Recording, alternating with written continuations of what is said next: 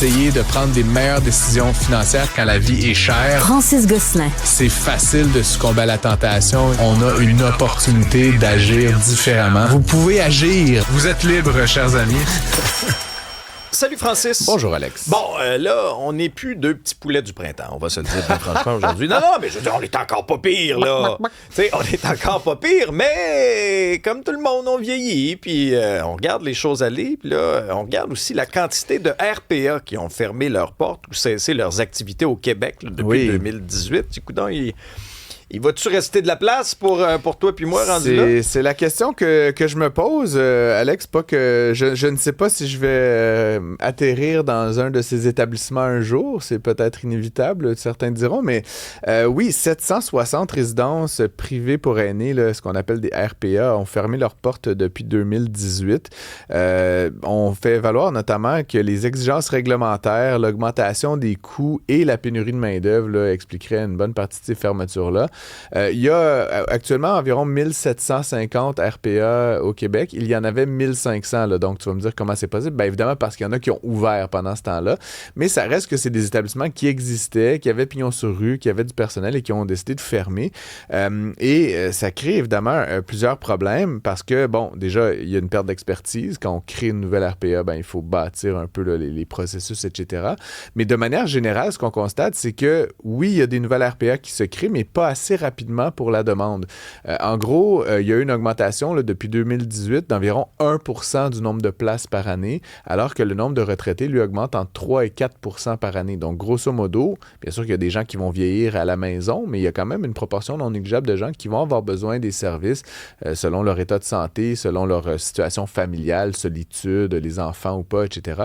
Et donc là, clairement, on est en train de se trouver dans une espèce de, bon français, de squeeze, hein, d'un déséquilibre entre l'offre de place en RPA et la demande. Et donc, ça crée toutes sortes de problématiques. On a vu évidemment hier là, l'histoire de cette dame là, qui a été violentée par des policières. On ne veut pas refaire le procès de l'intervention elle-même, mais j'ai quand même pu parler là, à l'émission hier après-midi à des experts puis qui me disaient, en fait, la dame n'était pas dans le bon type de résidence et ça crée, là, je te parle de nombre de places macro, là, il y a 137 000 places au Québec, mais ça ne dit rien sur c'est-tu des places de niveau 4, des places de niveau 3, des places de... Donc, il y a non seulement dans l'ensemble trop peu de places, mais en plus, par catégorie, il y a comme une inadéquation entre les besoins d'une dame comme Mme Tremblay qui avait besoin d'un niveau 4 et le nombre de places de niveau 4 qui sont offertes. Donc, bref, plein de désalignements entre offre et demande. Et une des conséquences de ça, par-delà des situations comme celle d'hier, bien, c'est que les coûts aussi ont énormément augmenté. Aujourd'hui, au Québec, c'est très difficile de se trouver une place en RPA à moins de 1800 $ par mois, ce qui est quand même, bon, on dira, il y a des services, là, mais c'est quand même relativement cher. Et ça va jusqu'à 6 500 $ par mois pour les niveaux 4 là, avec unité de soins. Honnêtement, je connais pas grand monde qui a les moyens de se payer ça, là, 6 500 $ après impôt, puis possiblement excluant d'autres charges comme la coupe de cheveux, là, puis quelques petits soins esthétiques. C'est excessivement cher. Et donc, cette augmentation-là, depuis quelques années, elle est de près de 20% là, depuis 2018, alors que dans les loyers, ça a augmenté d'un petit peu moins de ça. Donc, c'est vraiment une problématique qui vise particulièrement nos aînés. Puis ça ira pas en s'améliorant. On va se dire, regardons là, le portrait de la situation. Des priorités 3, des priorités 4. On s'en va vers ça, là. Je veux dire, ça s'en va pas en s'améliorant. Avec alors, le vieillissement, c'est inévitable. Oui. Alors, il y aura le déséquilibre qui va être encore une fois accentué, mais dans le cas de la dame là, de 76 ans, atteinte à un stade avancé d'Alzheimer, pas juste un peu, là. Sincèrement, tout ça est une comédie d'erreurs. Ouais. Tu sais, quand tu regardes, il y a eu des manquements clairement au niveau de la communication de son état de santé. Après ça, ben là, les policières débarquent.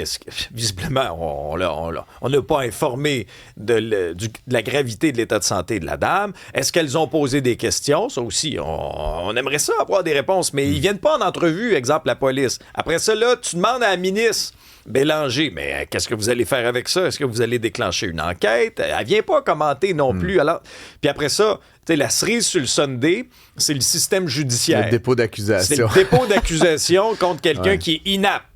Et ça, c'est fort.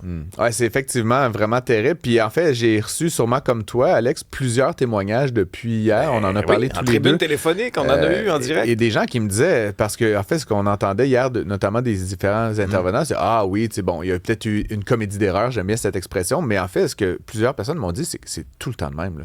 Les RPA sont complètement désemparés, les gens sont mal formés, sont mal équipés. Et qu'est-ce qu'ils font? Plutôt que d'envoyer les gens au bon endroit ou de les aider à se trouver, c'est souvent des gens seuls dont la famille n'est pas nécessairement particulièrement présente, ben ils appellent la police. Puis c'est comme là, les gros bras débarquent, puis comme la madame est un peu mélangée, un peu désorganisée, puis là, la police qui tabasse des vieilles personnes, je sais pas, il y a quelque chose là-dedans, moi, qui me rend un peu fou. Bref, ça me fait craindre, je veux pas être égoïste, mais ça me fait craindre pour moi, pour toi, pour nos parents, parce qu'éventuellement, nos tout le monde va peut-être un peu passer par là. J'ose espérer qu'on va... et là, je ramène ça à l'économie, on va réussir à construire suffisamment de ces établissements-là, à les opérer. Puis peut-être éventuellement, il y a un enjeu de réglementation, là, comme je le disais, il y a une centaine de règlements qui encadrent la gestion des RPA avec des documents à produire, de la paperasse à remplir. Il y a des choses qui sont bonnes là-dedans. Là. Il y a eu la tragédie de l'île verte là, qui a obligé toutes les RPA à mettre en place des systèmes de sprinkler puis des plans d'urgence là, en cas d'incendie. Mais j'ai l'impression que la CAQ critique beaucoup le mur à mur ces temps-ci, puis j'ai l'impression qu'on y est allé vraiment dans les RPA de mur à mur. Tu sais, une petite résidence à RPA de 8 personnes, là, as-tu besoin de 14 000 sprinklers puis de 14 plans d'urgence? Il y a comme... tout le monde a une porte, tu sais, à un moment donné. Peut-être qu'on y est allé un peu fort, là. Pas besoin d'avoir le même dispositif dans une résidence pour 150 personnes que dans une résidence pour 8 personnes. Ce que ça fait, en tout cas, c'est qu'il y a moins de joueurs, des plus gros joueurs, puis ça fait augmenter les prix, puis ça, personne ne gagne là-dedans. Non, puis encore, faut-il avoir le courage politique de vouloir faire changer les choses? Je vous dis, ça va devenir aussi un enjeu de la prochaine campagne électorale. Puis quand tu as une ministre qui se cache derrière un communiqué de presse, qui vient pas répondre aux questions, assez ordinaire, merci. Clairement, un manque de leadership qu'on doit noter. Nous, là, on regarde ça de l'extérieur, on doit le noter. Effectivement. Il y a toute la question souvent de la perception et de la réalité. Un concept bien clair. Ça s'applique aussi aux impôts au Québec, Francis. Écoute, j'adore cette ligne-là parce que, en fait, tu sais, c'est de bon ton au Québec de dire que, bon, puis c'est vrai qu'on est les plus taxés en Amérique du Nord, puis j'ai même validé la chose, on reste les plus taxés en Amérique du Nord aujourd'hui encore, et même dans le monde, là, je pense qu'on est parmi les 3 juridictions les plus imposées. Donc, ceci étant dit, Luc Godbout, qu'on connaît, titulaire de la chaire de fiscalité et finances publiques à l'Université de Sherbrooke, a publié une étude là, hier, en fait, que j'ai pu consulter, très intéressante, où il regarde les 25 dernières années sur le plan de l'impôt sur le revenu. Et évidemment, une succession de gouvernements, on se rappellera 99, là, c'était les péquistes, puis là, les libéraux. Puis, bref, sur 25 ans, donc sur le temps long, là, indépendamment de qui a été au pouvoir. Et ce qu'il constate, en fait, c'est qu'on a assisté à une baisse nette de l'impôt sur le revenu au Québec. Donc là, tout le monde, lancez-moi pas des tomates tout de suite. Ce qu'il dit, en fait, c'est que si on prend ce qu'on appelle le barème, là, c'est-à-dire les fameux paliers d'imposition, les gens qui gagnent 50 000 $, puis là, on a normalisé, là, mettons, l'équivalent de 50 000 $ en 99, 50 000 $ aujourd'hui, ces gens-là payent quand même beaucoup moins d'impôts qu'ils n'en payaient à l'époque, là, genre 8 % de moins, puis même jusqu'à 110 000 $, là, on paye moins d'impôts en pourcentage qu'on en payait il y a 25 ans. Les seules personnes qui payent plus d'impôts, c'est les riches, 200 000 et plus. Eux ont augmenté d'à peu près 3 % le taux marginal. Ceci dit, on dira, les gens qui gagnent beaucoup d'argent, en dollars, ils ont eu la plus grosse économie parce que tu comprends que si c'est un pourcentage, si tu gagnes 20 000 $, j'ai beau de te baisser ça de 8 %, c'est pas une grosse différence. Si tu en gagnes 200 000 puis que je te baisse de 8 % le premier palier puis de quelques pourcentages le deuxième palier, etc., ben en dollars, tu économises beaucoup. Donc là, tu sais, la presse titrait « Les riches ont gagné ». Moi, j'aurais envie de dire, ben, c'est pas tout, en dollars, c'est vrai, mais en pourcentage, c'est pas tout à fait ça.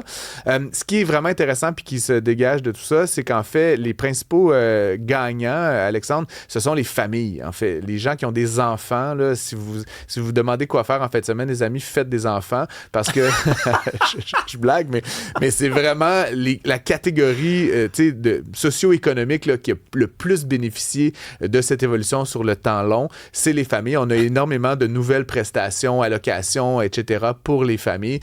Les plus grands gagnants, puis là, c'est dur à dire comme ça, mais mais c'est les familles monoparentales. Bon, c'est une situation de vie très difficile, mais sur le point de vue strictement fiscal, c'est la catégorie socio-économique qui a le plus bénéficié. Justement, ça va dans le bon sens, mais encore une fois, c'est quand même intéressant. On entend souvent l'inverse, j'ai l'impression, les familles, la classe moyenne qui dit qu'ils étaient vraiment oppressés. C'est vrai, on est encore une fois comparativement hautement taxé, mais beaucoup moins qu'il y a 25 ans. Donc, encore une fois, on peut s'en réjouir ou s'en désoler. C'est quand même intéressant aussi, à la lumière de la campagne électorale qui s'annonce, on va entendre toutes sortes de promesses, de regarder 25 ans de promesses réalisées ou non, puis de voir si on se projette dans les 4 prochaines années ou dans les 25 prochaines années, comment est-ce que ces paramètres-là vont continuer d'évoluer. Réécoutons peut-être un petit extrait. Oui, on a Luc Godbout que j'ai eu hier à l'émission, on peut l'écouter. En 1999, en dollars d'aujourd'hui, le fédéral avait un taux de 17, il est maintenant de 14. Au Québec, on avait un taux de 20, il est maintenant de 14. Là, il y a la notion de l'abattement. Quand on mélange tout ça, on s'aperçoit que c'était sur tous les premiers dollars gagnés, on payait 34 % de taux d'impôt fédéral Québec. On en paie maintenant 26. Donc, c'est quand même une réduction qui est significative. Alors, oui, il y a ça, Francis, mais c'est parce que cette impression-là, qu'on est siphonné de tous les bords, vient d'une part, oui, de l'imposition, mais c'est parce que c'est l'inflation aussi. Tout coûte plus cher après ça. Alors, c'est un peu pour ça. Et tu faisais référence à la prochaine campagne électorale. Tu as vu, là, déjà, ça commence. Regarde, Éric Duhem, oser pour vrai, son slogan, puis ça va au-delà de ça. Il promet les plus grandes baisses d'impôts de toute l'histoire. Ouais. Ceci dit, je lui souhaite de faire élire 8, 10, 12 candidats là, à l'Assemblée nationale, mais c'est toujours facile de dire ça quand on est le deuxième ou le troisième parti d'opposition. L'enjeu que je vois actuellement, c'est que, puis M. Duhem, que je respecte pour au moins amener un peu de nuance et de différence dans le débat sur la fiscalité, c'est qu'on promet ça d'un côté, mais on a aussi promis un troisième lien, puis des nouvelles dépenses, puis fait qu'à un moment donné, j'aime dire qu'en matière d'administration des deniers publics, l'argent, ça pousse pas dans les arbres, comme on le sait. J'ai bien hâte de voir, moi, les plans financiers des différents c'est ça, parce partis. que là, on a vu le slogan. C'est ça, le slogan, oser pour vrai, mais oser pour vrai, c'est-tu 22 milliards de déficit? Rappelons que la CAQ nous a quand même habitués à des déficits progressivement de plus en plus élevés. C'est comme si on était une grenouille, là, dans le fond d'un truc, la CAQ, la température chauffe, puis à un moment donné, peut-être qu'on va sentir qu'on brûle un peu.